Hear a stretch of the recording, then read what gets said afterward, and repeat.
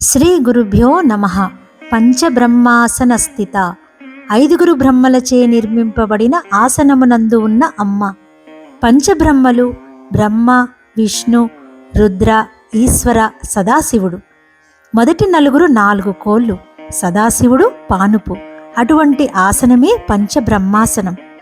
ఈ పంచబ్రహ్మల యొక్క పంచకృత్యములు: బ్రహ్మ సృష్టి, విష్ణు స్థితి, రుద్ర సంహార, ఈశ్వర తిరోధాన, సదాశివుడు అనుగ్రహ. ఈ పంచకృత్యముల నుండి పంచభూతాలు వచ్చాయి. సృష్టి కృత్యం నుండి భూమి, స్థితి కృత్యం నుండి జలము, సంహార కృత్యం నుండి అగ్ని, తిరోధాన కృత్యం నుండి వాయువు, అనుగ్రహ కృత్యం నుండి ఆకాశము.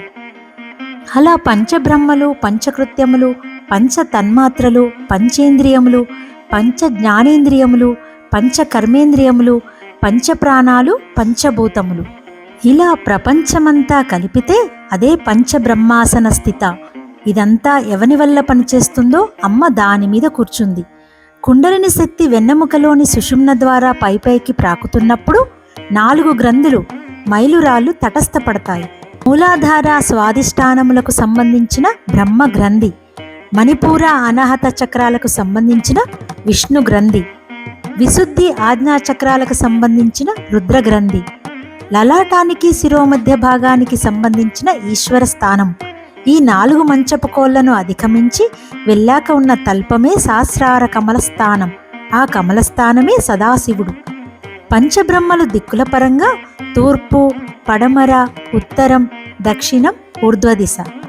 పంచబ్రహ్మలు పంచభూతాల పరంగా నేల, నీరు, నిప్పు, గాలి, ఆకాశం. పంచబ్రహ్మలు పంచ ప్రణవాల పరంగా శ్రీం, హ్రీం, క్లీం, ఐం, సౌ.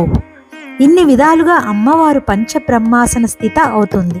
పంచబ్రహ్మాసనంపై కూర్చున్న చింతామణి గృహం చుట్టూ ఒక వనం ఉంటుంది. ఆ వనం పేరు మహాపద్మాటవి.